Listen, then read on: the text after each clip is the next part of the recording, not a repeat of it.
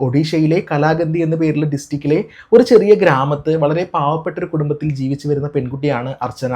ആ കുടുംബത്തിലെ മുതിർന്ന കുട്ടിയാണ് അർച്ചന. അർച്ചനയ്ക്ക് താഴെ ഒരു അനുജനും അനുജത്തിയും ഉണ്ട്. അർച്ചന വളരെ ചെറിയ കുട്ടിയായിരിക്കുന്ന സമയത്ത് തന്നെ അർച്ചനയുടെ അച്ഛൻ മരിച്ചു പോയിട്ടുണ്ടായിരുന്നു. അതുകൊണ്ട് അർച്ചനയുടെ അമ്മ വളരെ കഷ്ടപ്പെട്ടാണ് ആ മൂന്ന് മക്കളെയും വളർത്തിക്കൊണ്ട് വന്നത്. അർച്ചനയുടെ അമ്മ വളരെ കഷ്ടപ്പെട്ടാണ് ആ മൂന്ന് മക്കളെയും വളർത്തിയത് എങ്കിൽ കൂടിയും ആ അമ്മ മൂന്ന് മക്കൾക്കും വിദ്യാഭ്യാസം നേടിക്കൊടുത്തിട്ടുണ്ടായിരുന്നു. വീട്ടിലെ ബുദ്ധിമുട്ടും ദാരിദ്ര്യവും നന്നായിട്ട് അറിയുന്ന ഒരു പെൺകുട്ടിയാണ് അർച്ചന. അതുകൊണ്ട് താൻ വലുതാവുമ്പോൾ ധാരാളം പണം സമ്പാദിക്കണമെന്നൊരു മോഹം അർച്ചനയ്ക്ക് വളരെ ചെറുപ്പം തൊട്ടേ തന്നെ ഉണ്ടായിരുന്നു. തൻ്റെ ബേസിക് ആയിട്ടുള്ള വിദ്യാഭ്യാസത്തിന് ശേഷം ഒരു സെക്യൂരിറ്റി ഏജൻസിയിലേക്കാണ് അർച്ചന ജോലിക്കായിട്ട് പോയത്. ജോലിയിൽ ചേർന്ന ശേഷം വലിയ കുഴപ്പമില്ലാതെ സാലറി എല്ലാം തന്നെ വരുന്നുണ്ടായിരുന്നു. നല്ല രീതിയിൽ മുന്നോട്ട് പോയിക്കൊണ്ടിരിക്കുന്ന ആ ഒരു സമയത്താണ് ആ ഒരു സെക്യൂരിറ്റി ഏജൻസിയുടെ ഓണറിന് അർച്ചനയോട് ഒരു താല്പര്യം തോന്നുന്നത്. അർച്ചന കാണാൻ വളരെ സുന്ദരിയാണ്. അതുകൊണ്ട് തന്നെ അർച്ചനയോട് വളരെ മോശമായിട്ട് പെരുമാറാനായിട്ട് ഈ ഒരു ഓണർ ശ്രമിക്കുകയാണ്. ഒട്ടും പ്രതീക്ഷിക്കാത്തൊരു ദുരനുഭവം താൻ വർക്ക് ചെയ്യുന്ന സ്ഥാപനത്തിൽ നിന്ന് തന്നെ വന്നപ്പോൾ അർച്ചനയ്ക്ക് അത് താങ്ങാനായിട്ട് കഴിഞ്ഞില്ല. ഉടൻ തന്നെ ആ ഒരു ജോലി റിസൈൻ ചെയ്തിട്ട് അർച്ചന തിരികെ വീട്ടിലേക്ക് എത്തി. ജോലി ഉപേക്ഷിച്ച് വീട്ടിലെത്തിയ അർച്ചന താൻ ഇനി ഒരിക്കലും ഒരാളുടെ കീഴിൽ ജോലി ചെയ്യാൻ പോവില്ല എന്ന് ദൃഢനിശ്ചയമെടുത്തു. അതിനുശേഷം ഒരു ബ്യൂട്ടി പാർലർ തുടങ്ങാമെന്ന് തീരുമാനമെടുക്കുകയും ചെയ്തു. തൻ്റെ കയ്യിലുള്ള കുറച്ച് പണവും കുറച്ച് ആളുകളുടെ കയ്യിൽ നിന്നും പണമെല്ലാം തന്നെ കടം മേടിച്ചിട്ട് ഭുവനേശ്വർ എന്ന് പറയുന്ന സ്ഥലത്ത് അവർ ഒരു ബ്യൂട്ടി പാർലർ സ്റ്റാർട്ട് ചെയ്തു. അർച്ചന പുതിയതായി തുടങ്ങിയ ബ്യൂട്ടി പാർലറിൽ ആദ്യമൊന്നും തന്നെ കസ്റ്റമേഴ്സ് വരുന്നുണ്ടായിരുന്നില്ല. എന്നാൽ ദിവസങ്ങൾ മുന്നോട്ട് പോകുന്തോറും ആ ഒരു ബ്യൂട്ടി പാർലറിലേക്ക് ധാരാളം സ്ത്രീകൾ വരാനായിട്ട് തുടങ്ങി. ഒരുപാട് കസ്റ്റമേഴ്സ് വരാനായിട്ട് തുടങ്ങി. ഇത്തരത്തിൽ ധാരാളം ആളുകൾ വരുന്നത് കൊണ്ട് തന്നെ അർച്ചനയുടെ വീട്ടിലെ ആ ഒരു ദാരിദ്ര്യം മാറി മാറി മാറി വരികയാണ്. 2017 ബ്യൂട്ടി പാർലർ വളരെ നല്ല രീതിയിൽ മുന്നോട്ട് പോയിക്കൊണ്ടിരിക്കുന്ന ആ ഒരു സമയത്ത് 33 വയസ്സുള്ള ജഗബന്ധു എന്ന പേരുള്ള ഒരു യുവാവുമായിട്ട് അർച്ചന അടുക്കുകയാണ്. ജഗബന്ധുവിന്റെ നാട് ബലസ്വര എന്ന പേരുള്ള ഒരു ഡിസ്ട്രിക്റ്റിലാണ്. ജോലിക്ക് വേണ്ടിയിട്ടാണ് ജഗബന്ധു ഭുവനേശ്വരിലേക്ക് എത്തിയത്. അർച്ചന നടത്തി വരുന്ന ബ്യൂട്ടി പാർലറിന്റെ തൊട്ടടുത്ത് തന്നെയാണ് ജഗബന്ധുവിന്റെ ബിസിനസ് മുന്നോട്ട് പോയിക്കൊണ്ടിരുന്നത്. കാറുകൾ വാങ്ങുക, വിൽക്കുക, ഇതാണ് ജഗബന്ധു ചെയ്തിട്ടുണ്ടായിരുന്നത്. ജഗബന്ധു ഈ പറയുന്ന ബ്യൂട്ടി പാർലറിന് മുന്നിലൂടെ ക്രോസ് ചെയ്തിട്ടാണ് എപ്പോഴും തൻ്റെ ബിസിനസ് സ്ഥാപനത്തിലേക്ക് പോവുക. ഇങ്ങനെ പോകുന്ന സമയത്ത് അർച്ചനയെ നേരിൽ കാണുകയും പിന്നീട് സംസാരിക്കുകയും അങ്ങനെയാണ് ഇവർ തമ്മിൽ ഒരു റിലേഷൻഷിപ്പ് ഉടലെടുക്കുന്നത്. ഒരു വർഷത്തോളം പ്രണയിച്ച അവർ രണ്ടുപേരും 2018 വിവാഹം കഴിച്ചു. വിവാഹത്തിന് ശേഷം ഭുവനേശ്വറിൽ തന്നെ ഒരു വീട് വാടകയ്ക്ക് എടുത്തിട്ട് അർച്ചനയും അർച്ചനയുടെ അമ്മയും ഈ പറയുന്ന ഭർത്താവും കൂടെ വളരെ സന്തോഷത്തോടു കൂടിയാണ് ജീവിച്ച് മുന്നോട്ട് പോയത്. അർച്ചനയും അർച്ചനയുടെ ഭർത്താവായിട്ടുള്ള ജഗബന്ധവും രണ്ടുപേരും അവരവരുടെ ബിസിനസ് നടത്തി യാതൊരു കുഴപ്പമില്ലാതെ മുന്നോട്ട് പോയിക്കൊണ്ടിരിക്കുന്നുണ്ട്. ഇങ്ങനെയൊക്കെ പോകുന്നുണ്ട് എങ്കിലും വരുമാനം അത്ര പോരാ എന്ന് രണ്ടുപേർക്കും തോന്നുകയാണ്. സൈഡായിട്ട് മറ്റെന്തെങ്കിലും ബിസിനസ് കൂടെ ചെയ്യണമെന്ന് രണ്ടുപേർക്കും തോന്നി. അങ്ങനെ അവർ രണ്ടുപേരും ചേർന്ന് ഒരുപാട് നാളത്തെ ആലോചനയ്ക്ക് ശേഷം ഒരു പ്ലാൻ തയ്യാറാക്കി. ജഗബന്ധു കാർ വാങ്ങുകയും വിൽക്കുകയും ചെയ്യുന്ന ഒരാളായതുകൊണ്ട് തന്നെ വളരെ വിലയുള്ള പ്രീമിയം കാർസ് ഉപയോഗിക്കുന്ന രാഷ്ട്രീയക്കാരെയും സിനിമാക്കാരെയും എല്ലാം തന്നെ ജഗബന്ധുവിന് നല്ല പരിചയമുണ്ട്. അതുകൊണ്ട് ഇവരെല്ലാവരെയും ഈ ഒരു ബിസിനസ്സിന് വേണ്ടിയിട്ട് ഇവർ പുതുതായിട്ട് ചെയ്യാൻ പോകുന്ന ആ ഒരു പ്ലാനിങ്ങിന് വേണ്ടിയിട്ട് ഉപയോഗിക്കാമെന്ന് ജഗബന്ധു തീരുമാനിക്കുകയാണ്. എന്നാൽ അർച്ചന ആയിക്കോട്ടെ പാവപ്പെട്ട ദാരിദ്ര്യം പിടിച്ച വീട്ടിലെ കാണാൻ ഭംഗിയുള്ള പെൺകുട്ടികളെ നിങ്ങളെ മോഡലാക്കാമെന്ന് പറഞ്ഞിട്ട് തൻ്റെ ബ്യൂട്ടി പാർലറിലേക്ക് കൊണ്ടുവന്നിട്ട് അവർക്ക് നല്ല മേക്കപ്പും കാര്യങ്ങളൊക്കെ ഇട്ടിട്ട് നല്ല രീതിയിൽ ഫോട്ടോഷൂട്ട് പോലെയൊക്കെ ചെയ്തിട്ട് അവരെ തൻ്റെ വലയ്ക്കുള്ളിലാക്കുകയാണ്. ഇവർ ഉദ്ദേശിക്കുന്ന ബിസിനസ് പ്ലാൻ എന്ന് പറയുന്നത് ഈ പാവപ്പെട്ട വീട്ടിലെ പെൺകുട്ടികളെ എല്ലാം തന്നെ ഇത്തരത്തിൽ സുന്ദരികളാക്കി നന്നായിട്ട് മേക്കപ്പ് എല്ലാം ചെയ്ത് ഭംഗിയാക്കിയിട്ട് ഈ പറയുന്ന സിനിമാക്കാർക്കും രാഷ്ട്രീയക്കാർക്കും കാഴ്ചവെക്കാം. ഈ ഒരു കാഴ്ചവെക്കുന്ന സ്ഥലമായിട്ട് ഈ ബ്യൂട്ടി പാർലറിനെ സൈഡാക്കിയിട്ട് മാറ്റാമെന്നാണ് ഈ ഭാര്യയും ഭർത്താവും തമ്മിൽ തീരുമാനിച്ചെടുത്ത ആ ഒരു ബിസിനസ് പ്ലാൻ. പാവപ്പെട്ട വീട്ടിലെ പെൺകുട്ടികളായതുകൊണ്ട് തന്നെ പണത്തിന് വേണ്ടിയിട്ട് ഇതുപോലുള്ള അഡ്ജസ്റ്റ്മെൻ്റ് എല്ലാം തന്നെ ചെയ്യാനായിട്ട് അവർ തയ്യാറാവുമെന്ന് അർച്ചനയ്ക്ക് അത്ര ഉറപ്പായിരുന്നു. അതുമാത്രമല്ലാതെ അവർ തയ്യാറായില്ലെങ്കിൽ അവരെ ഈ രീതിയിലേക്ക് വരുത്തിക്കാനായിട്ടുള്ള ചില മാർഗ്ഗങ്ങളും അർച്ചനയ്ക്ക് നന്നായിട്ട് അറിയാം. അതുപോലെ തന്നെ അർച്ചനയുടെ ഭർത്താവിനും. എന്തായാലും ഇതുപോലൊരു വൃത്തികെട്ട സർവീസ് തൻ്റെ ബ്യൂട്ടി പാർലറിൻ്റെ മറവിൽ അർച്ചനയും അർച്ചനയുടെ ഭർത്താവും ചെയ്തു വന്നു. ഈ പറയുന്ന പെൺകുട്ടികളെ ഉപയോഗിച്ചിട്ട് പല ആളുകൾക്കും കണക്ട് ചെയ്ത് കൊടുത്തു. ധാരാളം പണമാണ് അവരുടെ വീട്ടിലേക്ക് ഒഴുകി വന്നത്. 30 കോടിയിലധികം രൂപ അവരുടെ വീട്ടിലേക്ക് ഒഴുകി വന്നു എന്നാണ് പറയുന്നത്.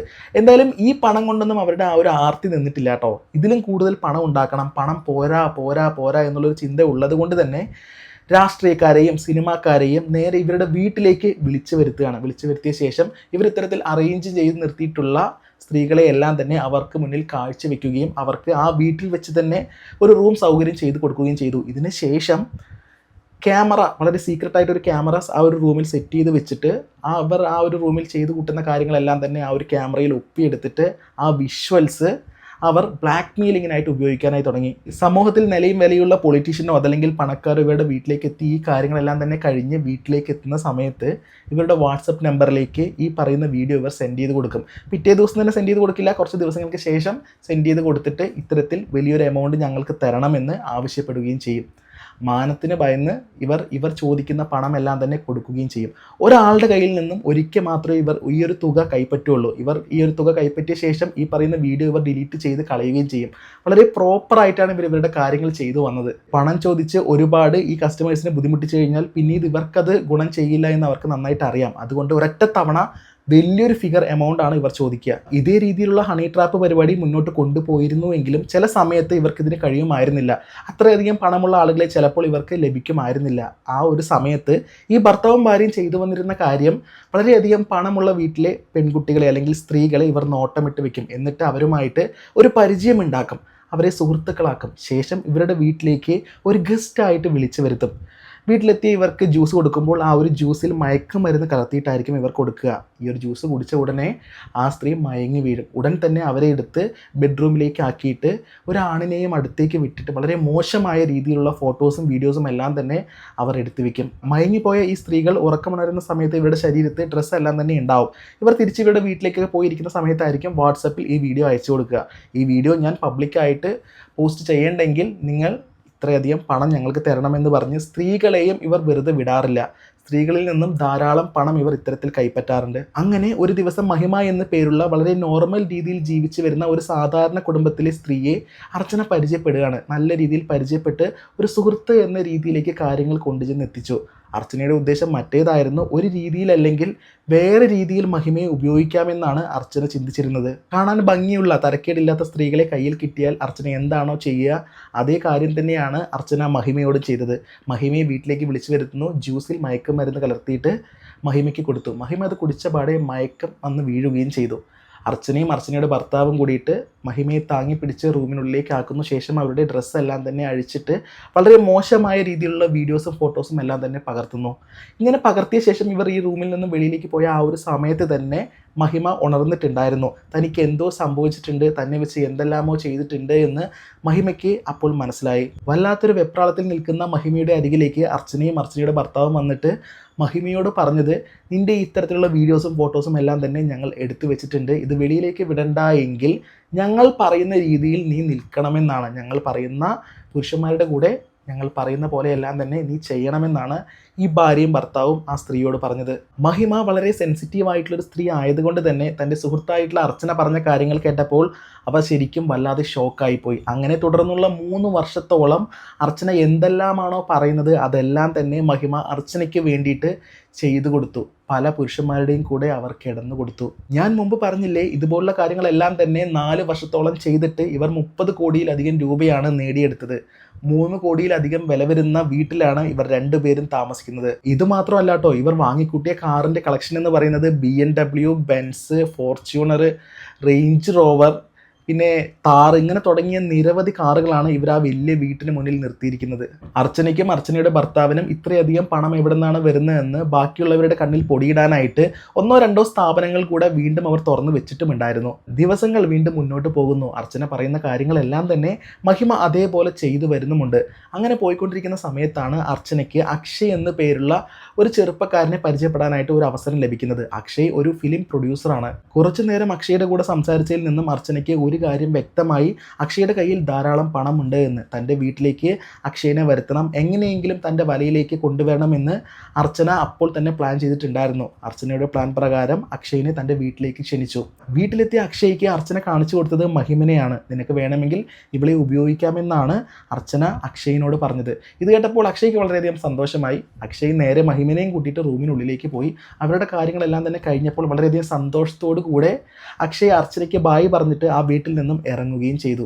പതിവ് പോലെ കുറച്ച് ദിവസങ്ങൾ കഴിഞ്ഞപ്പോൾ അർച്ചന ഈ എടുത്തു വെച്ച അവരുടെ ക്ലിപ്സ് എല്ലാം തന്നെ അക്ഷയ്ക്ക് അയച്ചു കൊടുത്തു. എന്നിട്ട് പറഞ്ഞു, നിൻ്റെ കൈവശമുള്ള ഇത്രയധികം പണം എനിക്ക് വേണമെന്ന്. അക്ഷയ് ഒരു ഫിലിം പ്രൊഡ്യൂസർ ആയതുകൊണ്ടും വലിയൊരു കുടുംബത്തിലെ അംഗമായതുകൊണ്ടും അർച്ചന പറഞ്ഞപ്പോൾ അക്ഷയ് വല്ലാതെ അങ്ങ് പേടിച്ചു. അർച്ചന ചോദിച്ച പണമെല്ലാം തന്നെ യാതൊരു കുഴപ്പവും കൂടാതെ അക്ഷയ് കൊടുക്കുകയും ചെയ്തു. പക്ഷേ അർച്ചന അക്ഷയിൽ നിന്നും വീണ്ടും വീണ്ടും പണം ചോദിക്കാനായി തുടങ്ങി. സാധാരണ രീതിയിൽ തൻ്റെ വലയിൽപ്പെട്ട ഒരാളിൽ നിന്നും ഒരു തവണ മാത്രമേ അർച്ചന പണം മേടിക്കുള്ളൂ. എന്നാൽ അക്ഷയുടെ കയ്യിൽ ധാരാളം പണമുണ്ട് എന്ന് അർച്ചനയ്ക്ക് നന്നായിട്ട് അറിയാം. ഇവർ തമ്മിൽ സംസാരിച്ചിട്ടുണ്ടായിരുന്നല്ലോ. അപ്പോൾ അക്ഷയ് തൻ്റെ സാമ്പത്തിക കാര്യങ്ങളെല്ലാം തന്നെ അർച്ചനയ്ക്ക് പറഞ്ഞു കൊടുത്തിട്ടുണ്ടായിരുന്നു. അതുകൊണ്ട് വീണ്ടും വീണ്ടും വീണ്ടും അർച്ചന അക്ഷയിനെ വിളിച്ചിട്ട് പണം ചോദിക്കാനായി തുടങ്ങി. അക്ഷയ്ക്ക് ഇത് താങ്ങാൻ കഴിയില്ല എന്നൊരു സാഹചര്യം വന്ന സമയത്ത് തൻ്റെ വീട്ടിലും പോലീസ് സ്റ്റേഷനിൽ പോയിട്ടും അക്ഷയ് ഈ ഒരു കാര്യം അറിയിച്ചു. തനിക്ക് യഥാർത്ഥത്തിൽ എന്താണ് സംഭവിച്ചത് എന്നുള്ളതിൻ്റെ പൂർണ്ണമായിട്ടുള്ള കാര്യങ്ങൾ അക്ഷയ് പോലീസിനോട് പറഞ്ഞു കൊടുത്തിട്ടുണ്ടായിരുന്നു. ഇത്തരത്തിലൊരു കംപ്ലയിൻറ്റ് ലഭിച്ചത് കൊണ്ട് തന്നെ പോലീസുകാർ വളരെ സീക്രട്ടായിട്ട് അർച്ചനയെയും അർച്ചനയുടെ ഭർത്താവിനെയും നിരീക്ഷിച്ചുകൊണ്ടിരിക്കുന്ന സമയത്താണ് മറ്റൊരു കംപ്ലയിൻറ്റ് കൂടെ പോലീസ് സ്റ്റേഷനിൽ ലഭിക്കുന്നത്. അത് മറ്റാരുമല്ല, കംപ്ലയിൻറ്റ് കൊടുത്തത് മഹിമയാണ്.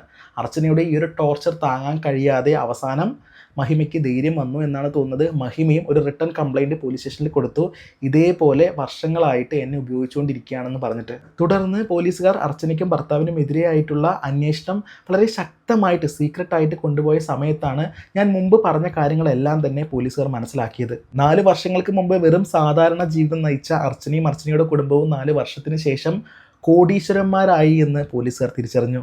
അർച്ചനയും അർച്ചനയുടെ ഭർത്താവും ഇതേപോലെ ആരെയെല്ലാമാണോ അവരുടെ വലയിലേക്ക് ആക്കിയത് അവരുടെ എല്ലാം തന്നെ വളരെ സീക്രട്ടായിട്ടുള്ള മൊഴിയെടുക്കലുകളും പോലീസുകാർ നടത്തിയിട്ടുണ്ടായിരുന്നു. അതിനുശേഷം ഇവരുടെ ബാങ്ക് സ്റ്റേറ്റ്മെൻറ്റ് പരിശോധിച്ചപ്പോഴാണ് പോലീസുകാർക്ക് വളരെ വ്യക്തമായത് ഇവർ ഹണി ട്രാപ്പാണ് നടത്തിക്കൊണ്ടിരുന്നതെന്ന്. ഇവർക്കെതിരായിട്ടുള്ള എല്ലാ തെളിവുകളും വളരെ സ്ട്രോങ് ആയിട്ട് ശേഖരിച്ച ശേഷമാണ് പോലീസുകാർ അടുത്ത സ്റ്റെപ്പ് വെച്ചത്.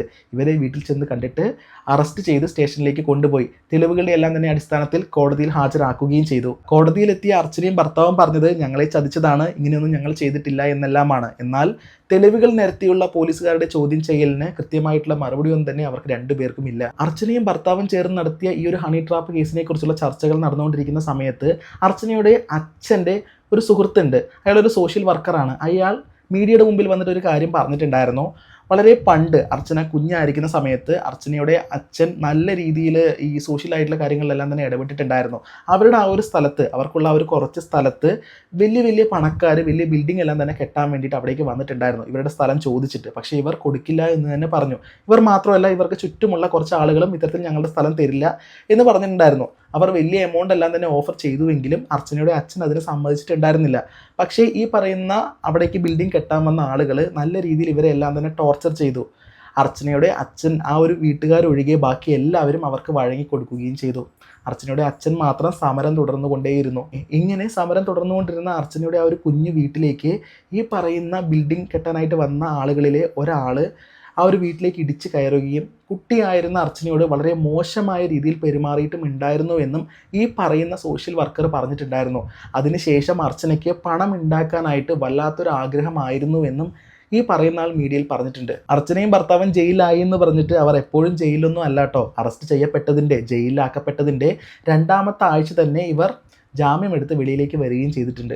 ഈ കേസിനെ കുറിച്ച് എൻ്റെ അഭിപ്രായം ചോദിക്കുകയാണെങ്കിൽ അർച്ചന വളരെ ചെറുപ്പത്തിൽ അനുഭവിച്ചതെല്ലാം തന്നെ അതിക്രൂരമായിട്ടുള്ള കാര്യങ്ങളാണ്. എങ്കിൽ കൂടിയും വളർന്നു വലുതായ സമയത്ത് ബാക്കിയുള്ളവരെ ഇത്തരത്തിൽ, ബാക്കിയുള്ള സ്ത്രീകളെ ഇതുപോലെ ഉപയോഗിക്കുന്നത്, ഇതുപോലെ ഉപദ്രവിക്കുന്നത് ഒട്ടും ശരിയായിട്ടുള്ള കാര്യമല്ല. സ്ത്രീകളെ മാത്രമല്ല, പുരുഷന്മാരെയും അവരുടെ ജീവിതം വെച്ച് കളിച്ച് അവരുടെയും ജീവിതം ഇല്ലാതാക്കിയൊന്നും ഒരിക്കലും ന്യായീകരിക്കാനായിട്ട് പറ്റുന്ന കാര്യമല്ല. സോ ഈ കേസിനെ കുറിച്ചുള്ള നിങ്ങളുടെ അഭിപ്രായം എന്താണ്? കമൻറ്റ് ബോക്സിൽ അറിയിക്കുക. മറ്റൊരു വീഡിയോ വീണ്ടും കാണാം. ബൈ.